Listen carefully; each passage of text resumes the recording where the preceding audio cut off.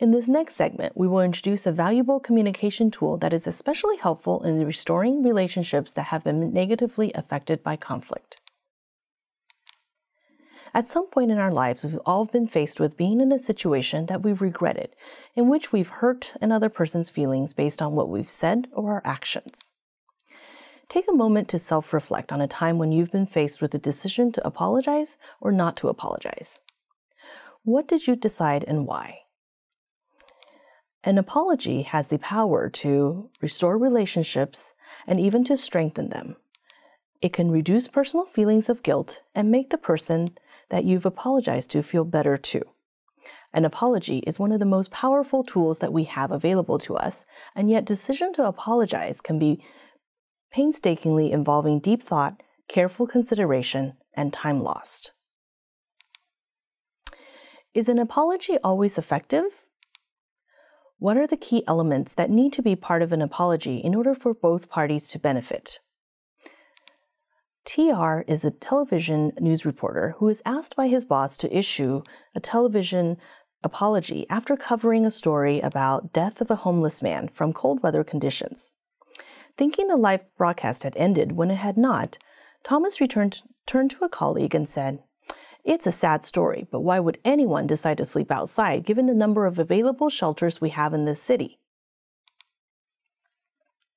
Thinking of elements of a successful apology should include starting with knowing what you did wrong and taking the responsibility for it by stating the offense in the apology. If you know what you did wrong, you also likely know why you did it and can make changes in your behavior by explaining what you plan to do differently the next time. You need to choose your words wisely. Some apologies can become unsuccessful by shifting blame to the other person. A good example is when someone says, "If I offended you or anyone, then please forgive me." This shifts the wrongdoing from you to the other person, making them seem too sensitive. It also does not take the responsibility for the wrongdoing. Another example is when someone diminishes the apology by trying to justify their actions as not being significant. This is commonly referred to "I'm sorry, but" type of an apology. Offering an apology can relieve feelings of guilt and make you feel better, but the person you offended may or may not choose to forgive you, even if you ask for forgiveness. You cannot control another person's feelings or how they perceive your sincerity. You also cannot erase significant pain caused by just saying "I'm sorry" or "please forgive me." Finally, the most successful apologies are heartfelt. Your body language will show if you're being sincere in asking for forgiveness. Now that you know the formula for a successful apology, let's look at the apology clip of TR, the news reporter who made an insensitive remark about individuals who are homeless. Good morning. Yesterday I covered a news story about a homeless man who passed away due to cold weather conditions. Thinking that the cameras were off when they were not, I realized that I made an insensitive remark at the end of that story that I'm very, very sorry about. I did not consider the full impact of my comment until I learned that it was broadcast.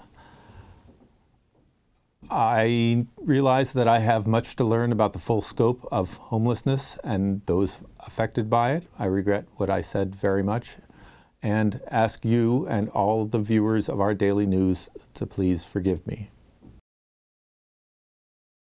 Which elements of a successful apology did we observe in the video clip of TR?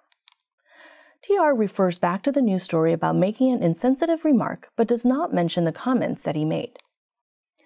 TR expresses regret and asks for forgiveness, saying that he has more to learn about homelessness, but does not say what he plans to do to learn more to become more empathetic in the future. Finally, his body language comes off as less than 100% sincere, with frequent blinking and looking down twice during the apology. Consider the healthcare conflict example that we began this module with. The initial conflict was with Dr. Miller, the cardiologist, who cared for Mr. Hart, and the dentist, Dr. Williams. Then with Nurse Martinez, Dr. Miller had called Dr. Williams to inform him of the patient hospitalization for endocarditis, but the phone call ended in a conflict due to poor word choice on Dr. Miller's part in relaying a message about prophylactic antibiotic use for this patient and his prior cardiac history, which was unknown to the dentist. For conflicts that occur in the healthcare setting and involve a patient, professionalism comes first. Successful communication results in improved patient care. In this case, Dr. Miller is unlikely to interact with Dr. Williams routinely because they are not co-workers. Still, Dr. Miller was clearly distressed by the situation, and so was Dr. Williams. Her distress then spilled over to an already problematic relationship with Nurse Martinez.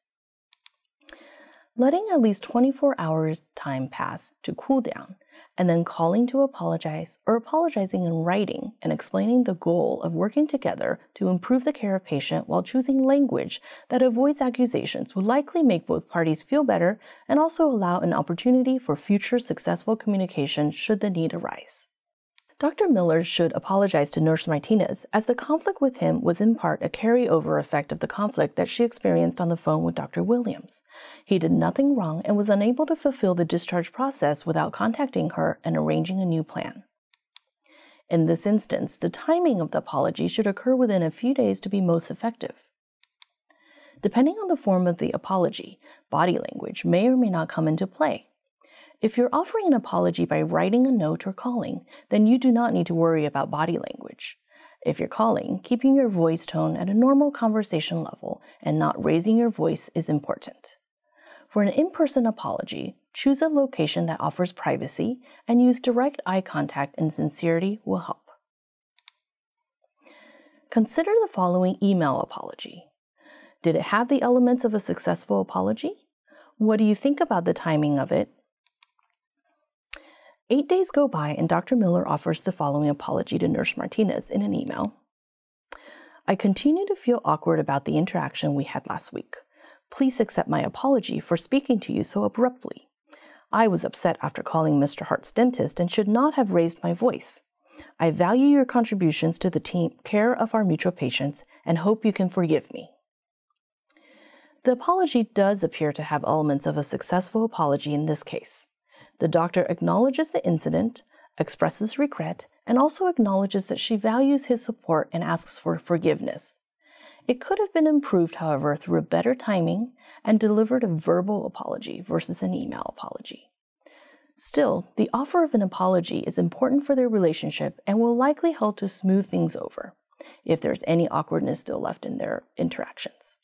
A delayed apology is most often driven by feelings of continued guilt or remorse over the conflict or event that occurred.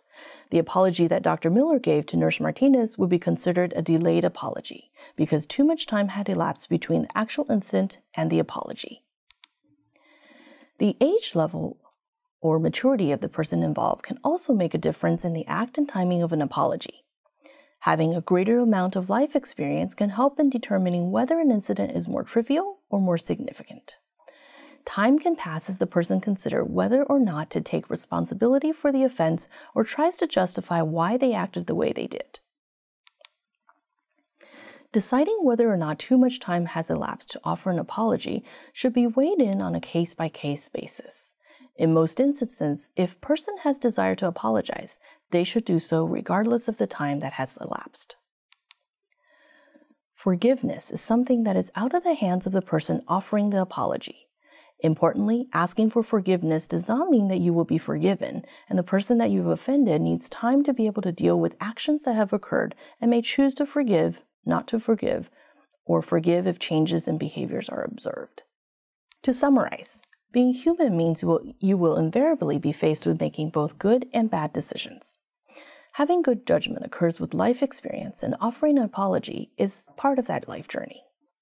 As a healthcare provider, whether you're apologizing to a patient or a colleague, placing your feelings aside and acting in the best interest of the patient comes first. On a more personal level, the act of an apology can make you feel immensely better and offer you an opportunity for personal growth and reflection.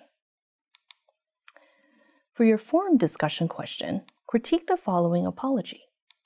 1 month later, Dr. Miller meets Dr. Williams at a professional conference where they are seated together as part of an interprofessional work group. She says the following to Dr. Williams at the end of the meeting in a private location separate from the work group. What a coincidence that we were seated at the same table.